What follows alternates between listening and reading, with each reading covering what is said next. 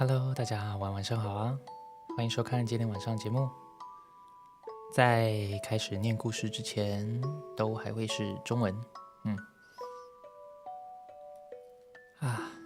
好久没念英文了，非常的紧张。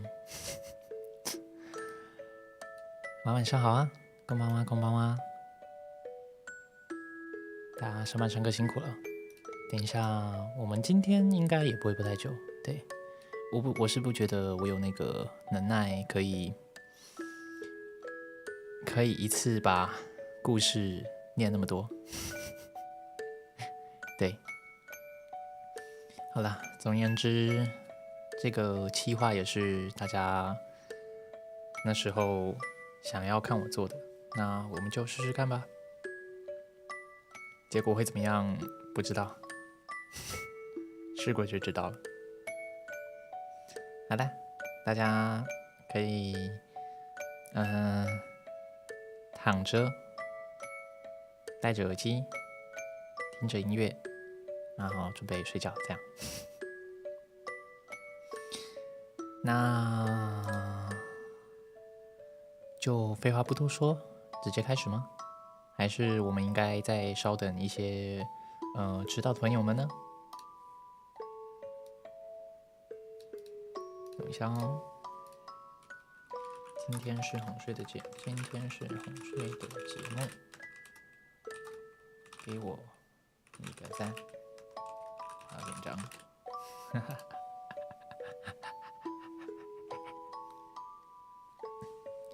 好，来吧，等一下，今天不会太回聊天室。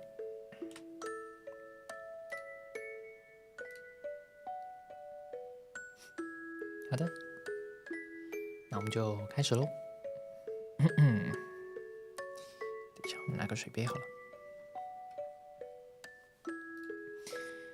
Okay, good evening and welcome to tonight's show with Chita. If you're here, it means you've made it through the day, and that's already enough.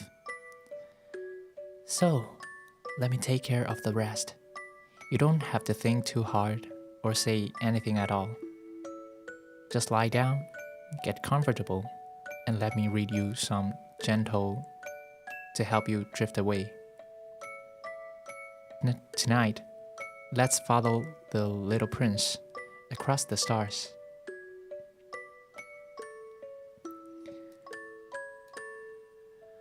Once, when I was 6 years old,I saw a magnificent picture in a book called True Stories from Nature about the primeval forest. It was a picture of a boa constrictor in the act of swallowing an animal. Here is a copy of the drawing. In the book it said, boa constrictors swallow their prey whole without chewing it. After that,They are not able to move, and they sleep through the 6 months that they need from digestion. I pondered deeply, then, over the adventures of the jungle. And after some work with a colored pencil, I succeeded in making my first drawing. My drawing number 1, it looked like this.I showed my masterpiece to the grown-ups and asked them whether the drawing frightened them. But the answer, frightened? Why should anyone be frightened by a hat? My drawing was not a picture of a hat.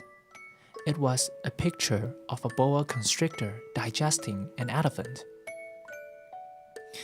But since the grown-ups were not able to understand it,I made another drawing.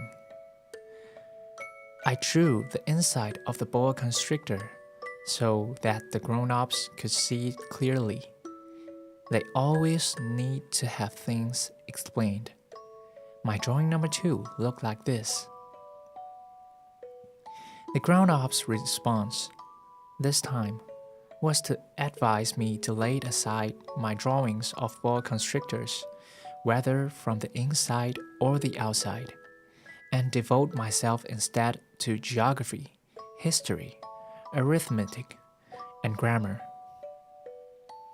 That is why, at the age of 6, I gave up what might have been a magnificent career as a painter.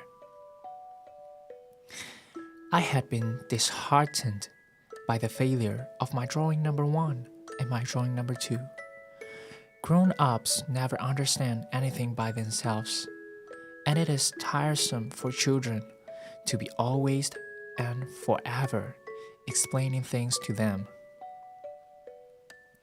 So then I chose another profession and learned to pilot airplanes. I have flown a little over all parts of the world, and it is true that geography has been very useful to me. At a glance, I can distinguish China from Arizona. If one gets lost in the night, such knowledge is valuable. In the course of this life, I have had a great many encounters with a great many people who have been concerned with matters of consequence. I have lived a great deal among grown-ups. I have seen them intimately, close at hand, and that hasn't much improved my opinion of them. Whenever I met one of them who seemed to me at all clear-sighted, I tried to experiment of showing him my drawing number 1, which I have always kept. I would try to find out, so, if this was a person of true understanding. But whoever it was, he or she would always say, "That is a hat." Then I would never talk to that person about boa constrictors or primal forests or stars. I would bring myself down to his level. I would talk to him about bridge and golf and politics and neckties. And the grown-ups would be greatly pleased to have met such a sensible man.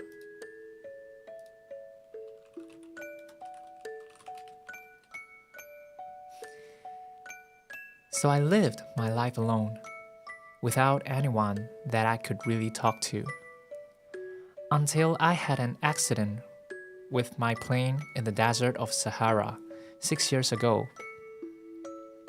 Something was broken in my engine, and as I had with me neither a mechanic nor any passengers, I set myself to attempt the difficult repairs all alone. It was a question of life or death for me. I had scarcely enough drinking water to last a week. The first night, then, I went to sleep on the sand, 1,000 miles from any human habitation. I was more isolated than a shipwrecked sailor on a raft in the middle of the ocean. Thus, you can imagine my amazement at sunrise when I was awakened by an odd little voice. It said, "If you please draw me a sheep." What? Draw me a sheep. I jumped to my feet, completely thunderstruck. I blinked my eyes hard. I looked carefully all around me, and I saw a most extraordinary small person who stood there examining me with great seriousness. Here you may see the best portrait that, later, I was able to make of him. But my drawing is certainly very much less charming than its model. That, however, is not my fault. The grown-ups discouraged me in my painter's career when I was 6 years old, and I never learned to draw anything, except boas from the outside and the boas from the inside. Now I stared at this sudden apparition with my eyes fairly starting out of my head in astonishment. Remember, I had crashed in the desert. 1,000 miles from any inhabited region, and yet my little man seemed neither to be straying uncertainly among the sands, nor to be fainting from fatigue or hunger or thirst or fear. Nothing about him gave any suggestion of a child lost in the middle of the desert, 1,000 miles from any human habitation. When at last I was able to speak, I said to him, "But what are you doing here?" And in answer he repeated, very slowly, as if he were speaking of a matter of great consequence, "If you please, draw me a sheep." When a mystery is too overpowering, one dare not disobey. Absurd as it might seem to me, 1,000 miles from any human habitation and in danger of death. I took out of my pocket a sheet of paper and my fountain pen. But then I remembered how my studies had been concentrated on geography, history, arithmetic, and grammar. And I told the little chap, a little crossly too, that I did not know how to draw. He answered to me, "That doesn't matter. Draw me a sheep." But I had never drawn a sheep, so I drew him one of the two pictures I have drawn so often.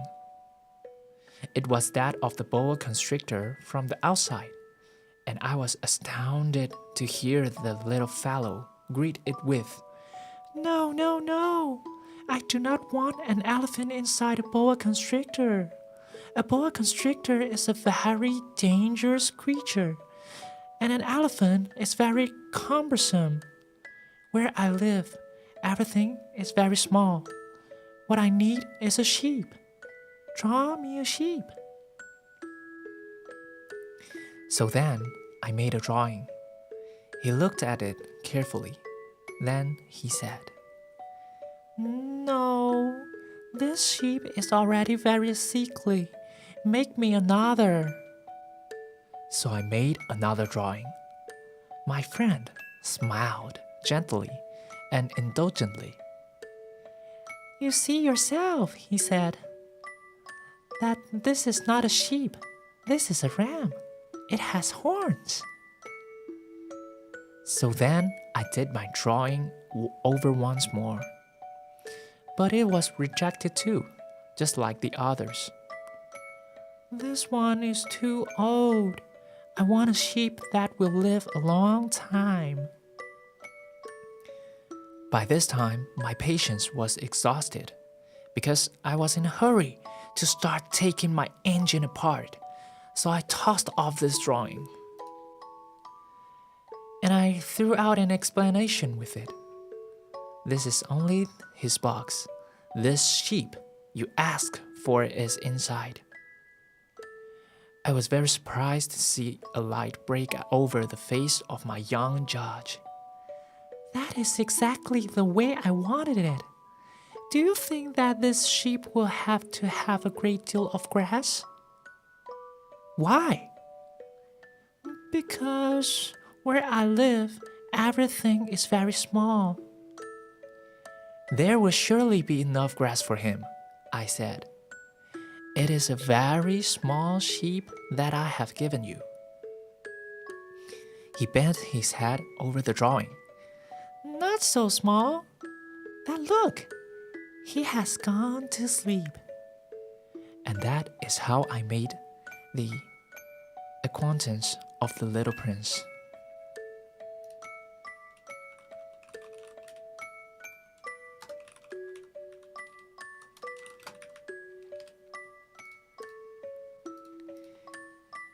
It took me a long time to learn where he came from. The little prince, who asked me so many questions, never seemed to hear the ones I asked him. It was from words dropped by chance that, little by little, everything was revealed to me. The first time he saw my airplane, for instance, I should not draw my airplane. That would be much too complicated for me. He asked me, "What is that object?" "That is not an object. It flies." "It is an airplane. It is my airplane." And I was proud to having learned that I could fly. He cried out then, "What? You dropped down from the sky?" "Yes," I answered modestly. "Oh, that is funny." And the little prince broke into a lovely peal of laughter, which irritated me very much. I like my misfortunes to be taken seriously. Then he added, "So you, too, come from the sky. Which is your planet?" At that moment, I caught a gleam of light in the impenetrable mystery of his presence, and I demanded abruptly, "Do you come from another planet?" But he did not reply. He tossed his hand gently without taking his eyes from my plane. "It is true that on that you can't have come from very far away." And he sank into a reverie which lasted a long time. Then, taking my sheep out of his pocket, he buried himself into contemplation of his treasure. You can imagine how my curiosity was aroused by this half-confidence about the other planets. I made a great effort, therefore, to find out more on this subject. "My little man, where do you come from? What is this where I live, of which you speak? Where do you want to take your sheep?" After a reflective silence, he answered, "The thing that is so good about the box you given me is that at night he can use it as his house." "That is so, and if you are good, I will give you a string too, so that you can tie him during the day, and a post to tie him to." But the little prince seemed shocked by this offer. "Tie him? What a queer idea!" "But if you don't tie him," I said, "he will wander off somewhere and get lost." My friend broke into another peal of laughter. "But where do you think he will go?" "Anywhere, straight ahead of him." Then the little prince said, earnestly, "That doesn't matter. Where I live, everything is so small." And with perhaps a hint of sadness, he added, "Straight ahead of him, nobody can go very far."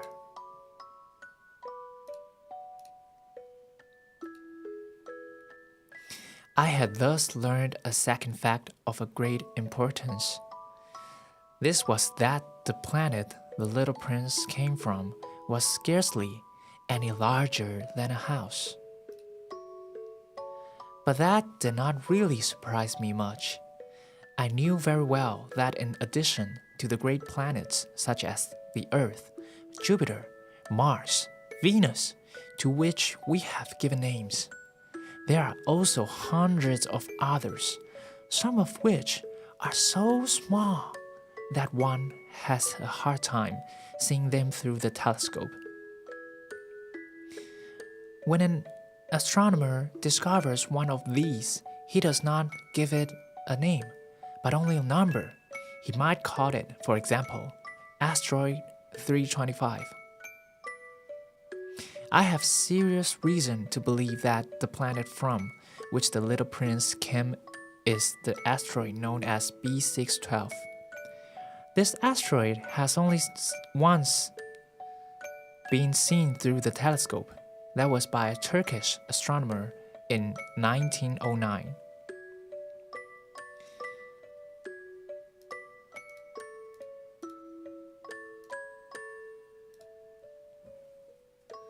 On making his discovery, the astronomer had presented it to the International Astronomical Congress in a great demonstration, but he was in Turkish costume, and so nobody would believe what he said.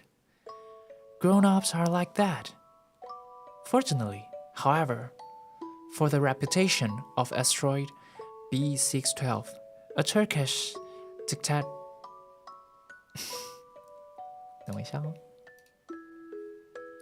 dictator made a law that his subjects, under pain of death, should change to European costume. So in 1920, the astronomer gave his demonstration all over again, dressed with impressive style and elegance. And this time, everybody accepted his report. If I have told you these details about the asteroid and made a note of its number for you, it is on account of the grown-ups and their ways. When you tell them that you have made a new friend, they never ask you any questions about essential matters. They never say to you, what does his voice sound like? What games does he love best? Does he collect butterflies? Instead, they demand, how old is he? How many brothers has he? How much does he weigh? How much money does his father make? Only from these figures do they think they have learned anything about him. If you were to say to the grown-ups, I saw a beautiful house made of rosy brick with geraniums in the windows and doves on the roof, they will not be able to get any ideas of that house at all. You would have to say to them, I saw a house that cost $20,000. Then they would exclaim, oh, what a pretty house that is. Just so, you might say to them, the proof that the little prince existed is that he was charming, that he laughed, and that he was looking for a sheep. If anybody wants a sheep, that is proof that he exists. And what good would it do to tell them that? They will shrug their shoulders and treat you like a child. But if you said to them, the planet he came from is asteroid B612, then they would be convinced and leave you in peace from their questions.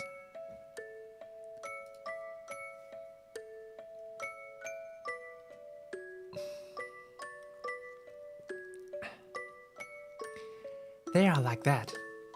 One must not hold it against them. Children should always show great forbearance.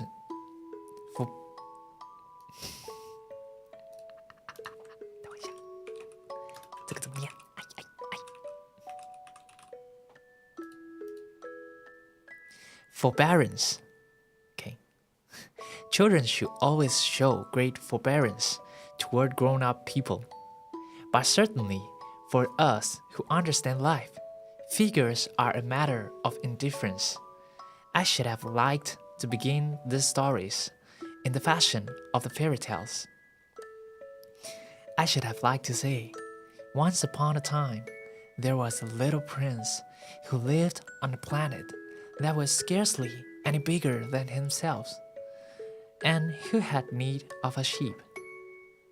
To those who understand life, that would have given a much greater air of truth to my story.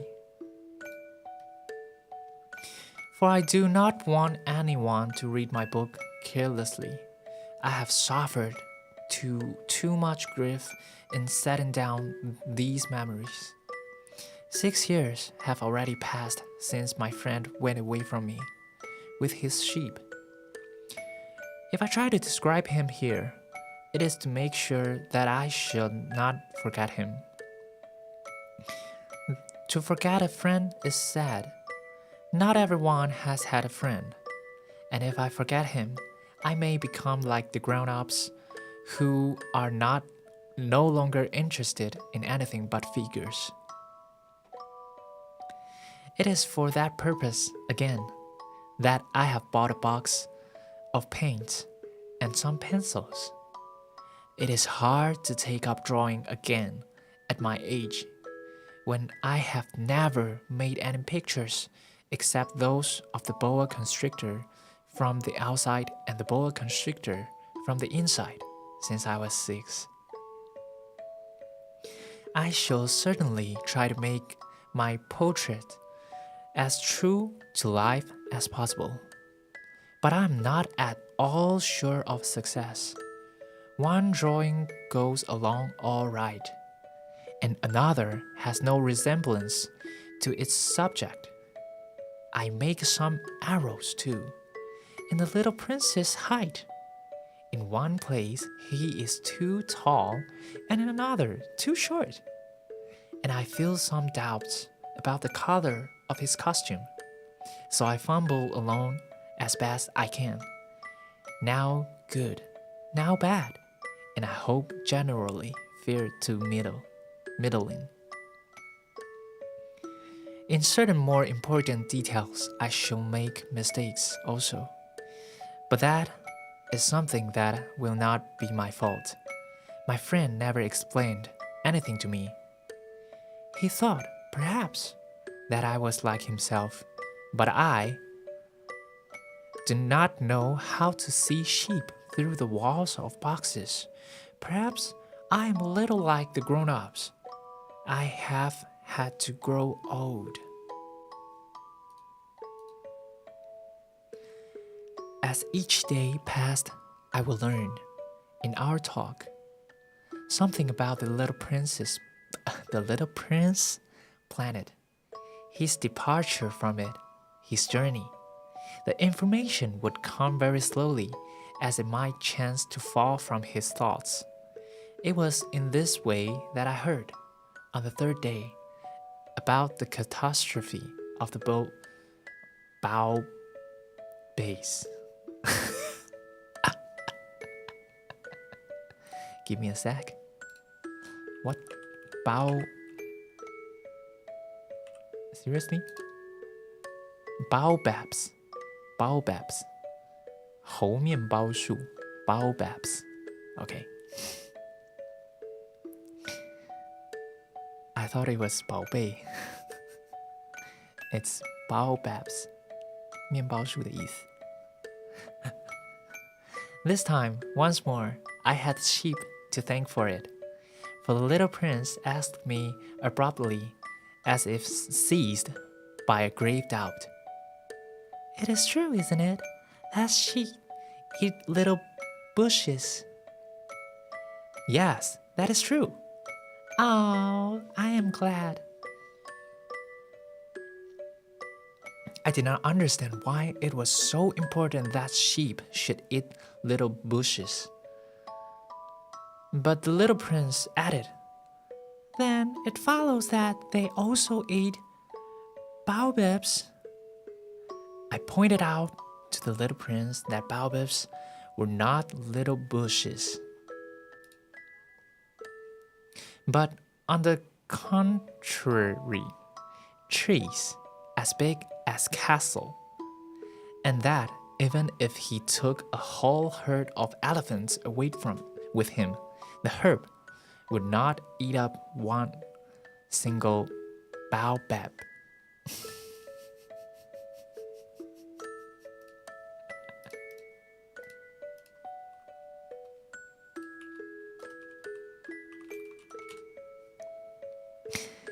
The idea of the herd of elephants made the little prince laugh. We will have to put them one on top of the other, he said. But he made a wise comment. Before they grow so big, the baobabs start out by being little. That is strictly correct, I said. But why do you want the sheep to eat the little baobabs? He answered me at once. Oh, come. As if he were speaking of something that was self-evident. And I was obliged to make a great mental effort to solve this problem without any assistance. Indeed, as I learned, there were on the planet where the little prince lived as on all planets, good plants and bad plants. In consequence, there were good seeds from good plants and bad seeds from bad plants. But seeds are invisible. They sleep deep in the heart of the earth's darkness until someone among them is seized with the desire to awaken.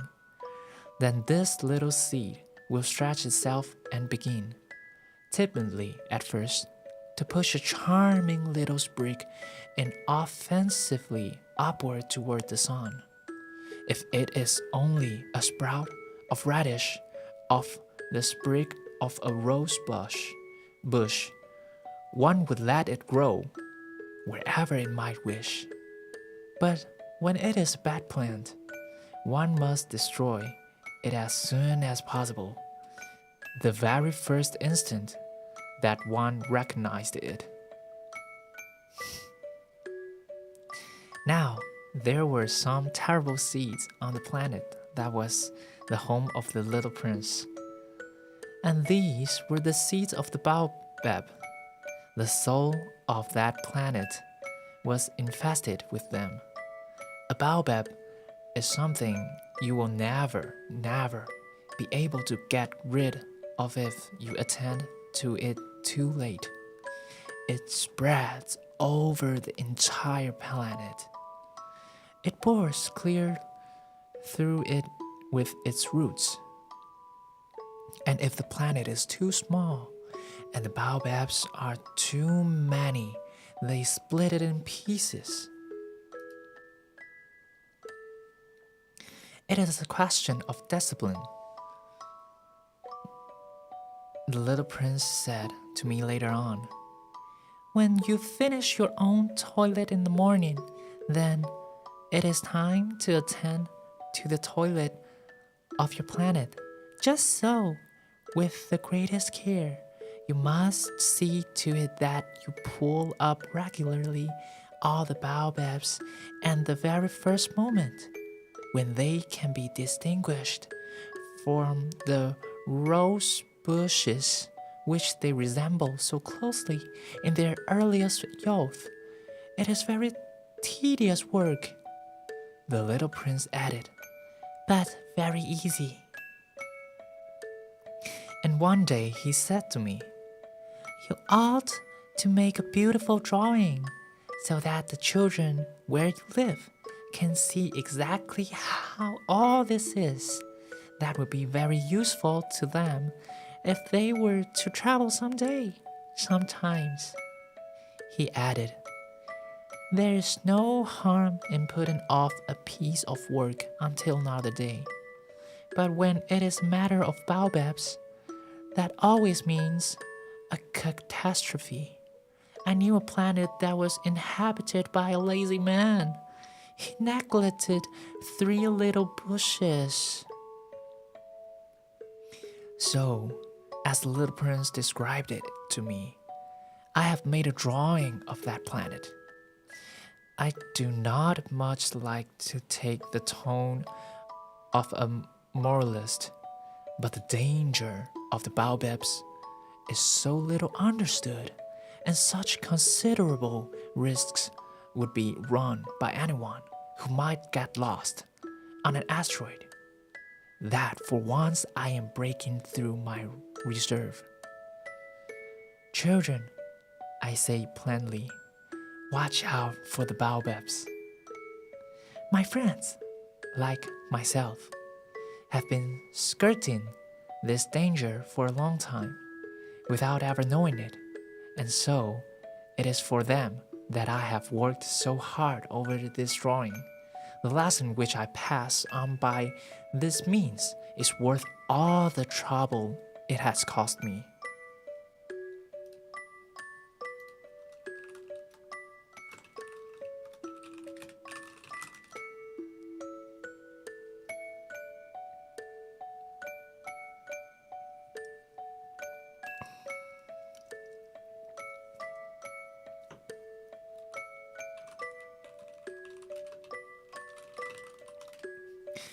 Perhaps you will ask me, why are there no other drawing in this book as magnificent and impressive as this drawing of the baobabs? The reply is simple. I have tried, but with the others, I have not been successful. When I made the drawing of the baobabs, I was carried beyond myself by the inspiring force of urgent necessity. Oh, little prince, bit by bit I came to understand the secret of your sad little life. For a long time, you had found your only entertainment in the quiet pleasure of looking at the sunset. I learned that new detail on the morning of the fourth day, when you said to me, "I am very fond of sunsets. Come, let us go look at the sunset now." "But we must wait," I said. "Wait? For what?" "For the sunset. We must wait until it is time." At first, you seemed to be very much surprised, and then you laughed to yourself. You said to me, "I am always thinking that I am at home." Just so, everybody knows that when it is noon in the United States, the sun is setting over France. If you could fly to France in 1 minute, you could go straight into the sunset right from noon. Unfortunately, France is too far away for that. But on your little planet, my little prince, all you need to do is move your chair a few steps. You can see the day and the twilight falling whenever you like. "One day," you said to me, "I saw the sunset 44 times. And a little later you added, "You know, one loves the sunset when one is so sad." "Were you sad then?" I asked. "On the day of the 44 sunsets?" But the little prince made no reply. On the fifth day again, as always, it was thanks to the sheep the secret of the little prince's life was revealed to me, abruptly, without anything to lead up to it, and as if the question had been born of long and silent meditation on his problem. He demanded, "A sheep, if it eats little bushes, does it eat flowers too?" "A sheep," I answered, "eats anything it finds in its reach. Even flowers that have thorns?" "Yes, even flowers that have thorns." "Then the thorns, what use are they?" I did not know. At that moment, I was very busy trying to unscrew a bolt that had got stuck in my engine. I was very much worried, for it was becoming clear to me that the breakdown of my plan was extremely serious. And I had so little drinking water left that I had to fear for the worst. "The thorns, what use are they?" The little prince never let go of a question, once he had asked it. As for me, I was upset over that bolt. and I answered with the first thing that came into my head. The thorns are of no use at all. Flowers have thorns just for spite. Ow! There was a moment of complete silence. Then the little prince flashed back at me with a kind of resentfulness. I don't believe in you. Flowers are weak creatures. They are naive. They reassure themselves as best as they can. They believe that their thorns are terrible weapons. I did not answer. At that instant, I was saying to myself, if this boat still won't turn, I'm going to knock it out with the hammer. Again, the little prince disturbed my thoughts. And you actually believe that the flowers... Oh, no, I cried. No. I don't believe anything. I answered you with the first thing that came into my head. Don't you see I am very busy with matters of consequence? He stared at me, thunderstruck. Matters of consequence? He looked at me there, with my hammer in my hand, my fingers black with engine grease, bending down over an object which seemed to him extremely ugly. You talk just like the grown-ups. That made me a little ashamed, but he went on relentlessly. You mix everything up together. You confuse everything. He was really very angry. He tossed his golden curls in the breeze. I know a planet where there is a certain red-faced gentleman. He has never smelled a flower. He has never looked at a star. He has never loved anyone. He has never done anything in his life but add up figures. And all day he says over and over just like you, I am busy with matters of consequence. And that makes him swell up with pride. But he is not a man. He's a mushroom. A what? A mushroom. The little prince was now white with rage. The flowers have been growing thorns for millions of years. For millions of years, the sheep have been eating them just the same.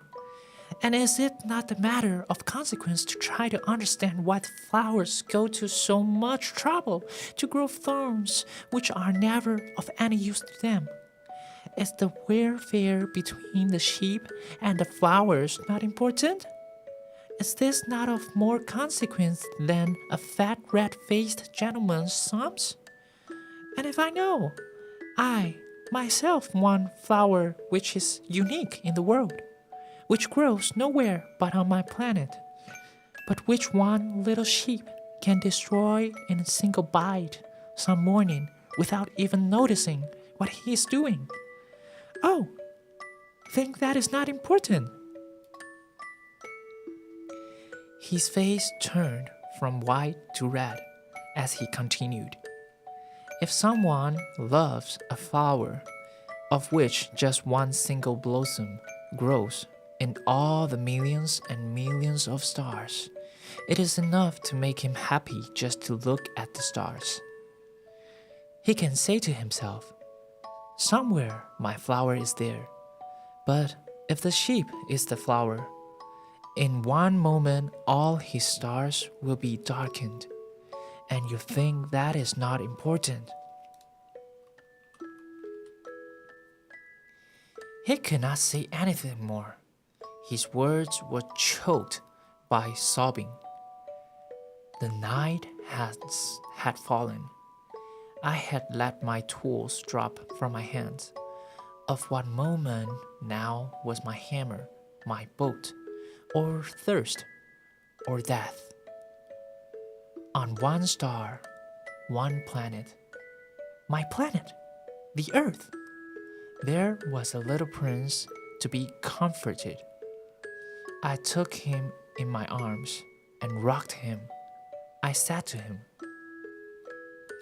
"The flower that you love is not in danger. I will draw you a muzzle for your sheep. I will draw you a railing to put around your flower. I will." I did not know what to say to him. I felt awkward and blundering.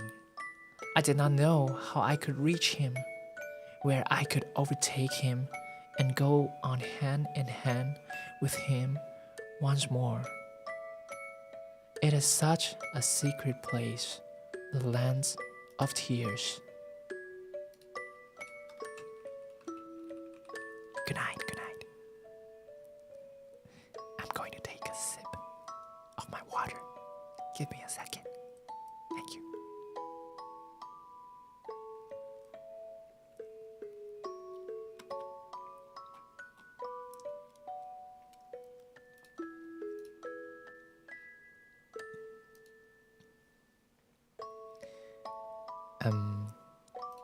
My book is still turning pages. Give it a sec. Give me a sec.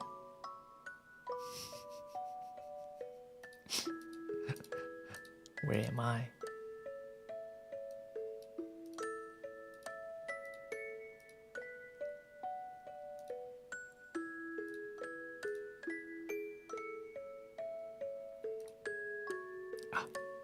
Chapter 8. Okay. I soon learned to know this flower better. On the little prince's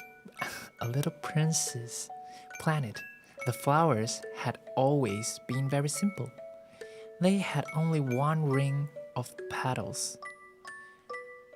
They took up no room at all. They were a trouble to nobody. One morning they would appear in the grass, and by night they would have faded peacefully away. But one day, from a seed blown from no one knew where, a new flower had came up, and the little prince had watched very closely over this small sprout, which was not like any other small sprouts on his planet. It might, you see, have been a new kind of baobabs.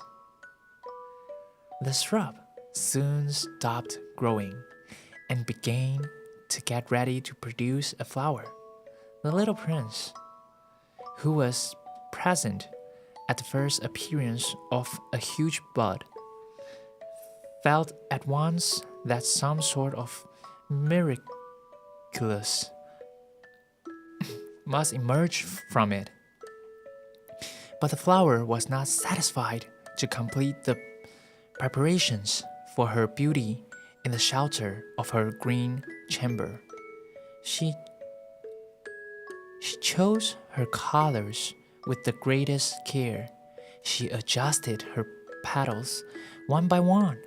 She did not wish to go out into the world all rumpled like the field poppies. It was only in the full radiance of her beauty that she wished to appear. Oh yes.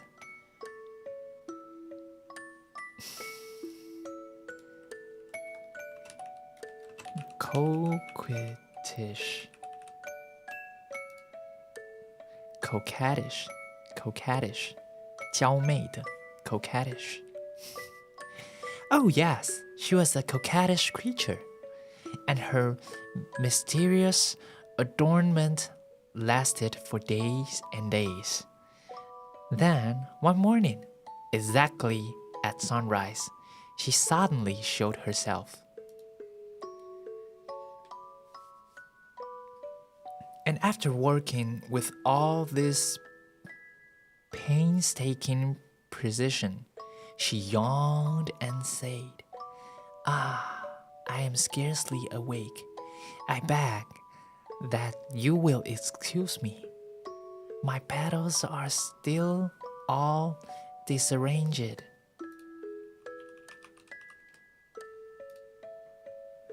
But the little prince could not restrain his admiration. "Oh, how beautiful you are!" "Am I not?" the flower responded sweetly. "And I was born at the same moment as the sun." The little prince could guess easily enough that she was not any too modest, but how moving and exciting she was.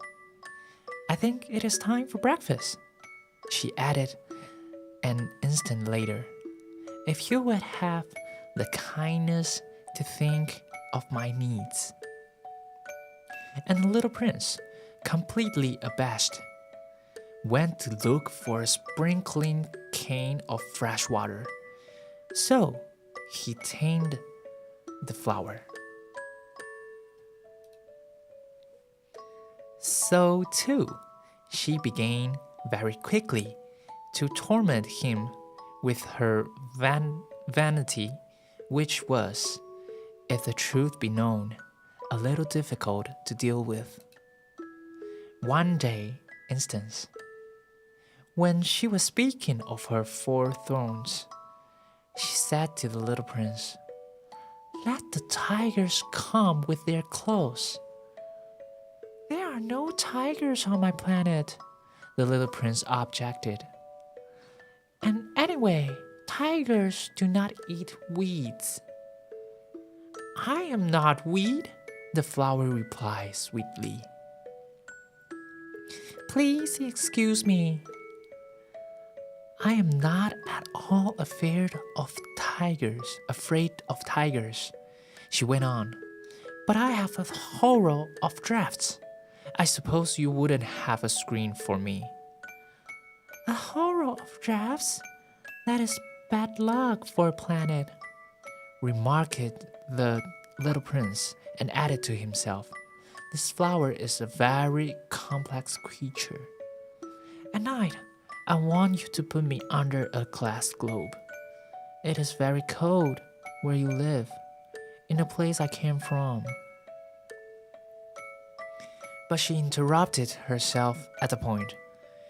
She had come in the form of a seed. She could not have known anything of any other worlds. Embarrassed over having let herself be caught on the verge of such a naive untruth, she coughed 2 or 3 times in order to put the little prince in the wrong. "The screen? I was just going to look for it when you spoke to me." Then she forced her cough a little more so that he should suffer from remorse just the same.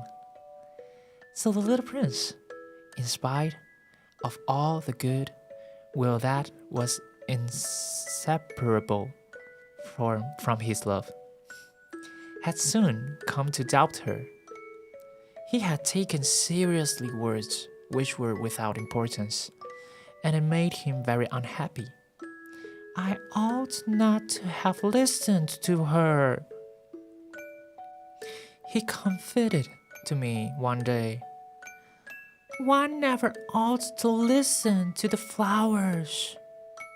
One should simply look at them and breathe their fragrance.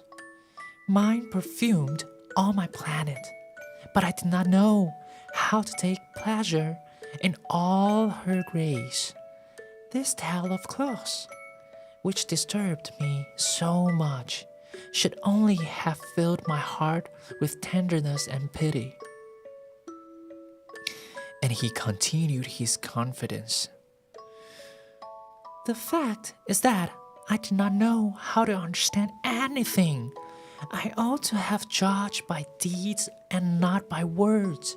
She cast her fragrance and her radiance over me. I ought never to have run away from her. I ought to have guessed all the affection that lay behind her poor little stratagems. Flowers are so inconsistent, but I was too young to know how to love her.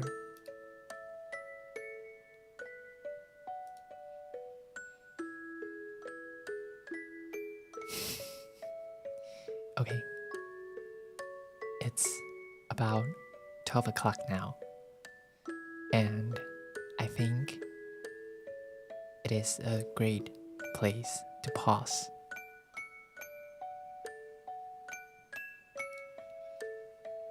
Is anyone still awake?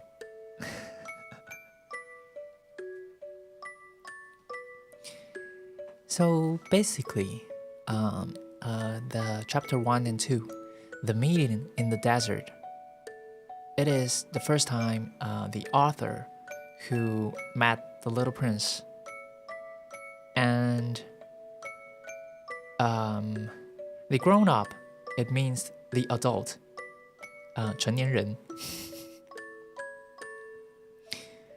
Every time when the author tried to draw when he was 6, everyone just stop doing it.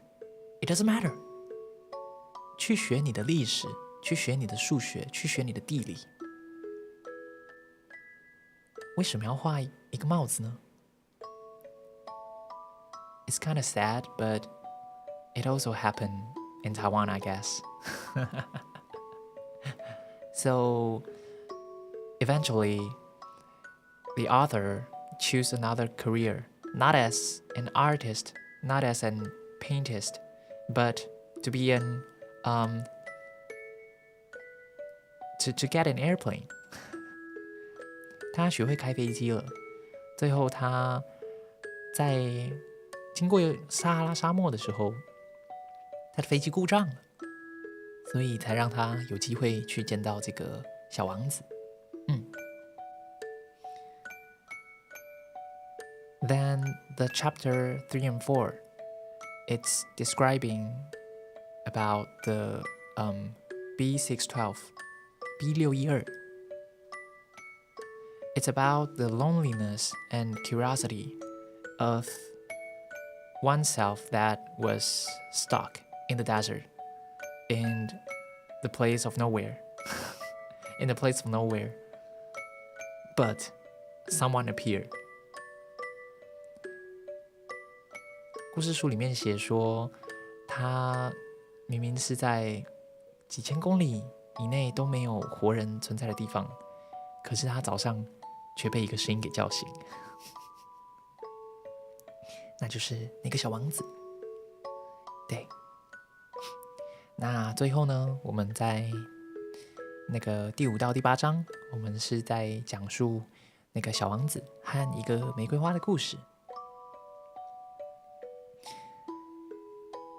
The theme is about the pride and unspoken love. The little prince is kind of saying that he's too young to know how to love a flower. And he is saying this story to the author. Yeah, obviously. Okay, so that's for today, I guess. We've finished almost 30% of the book.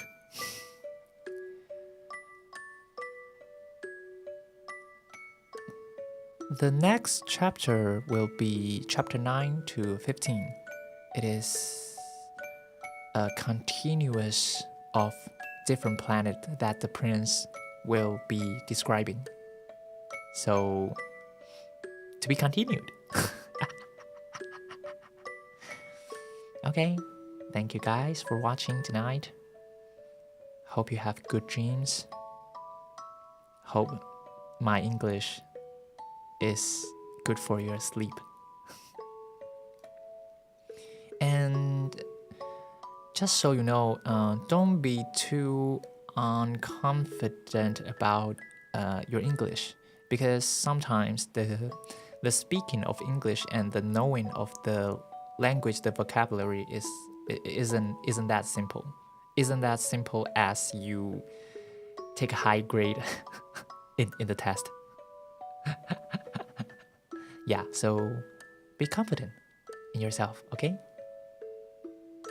Hope you understand what I'm talking about.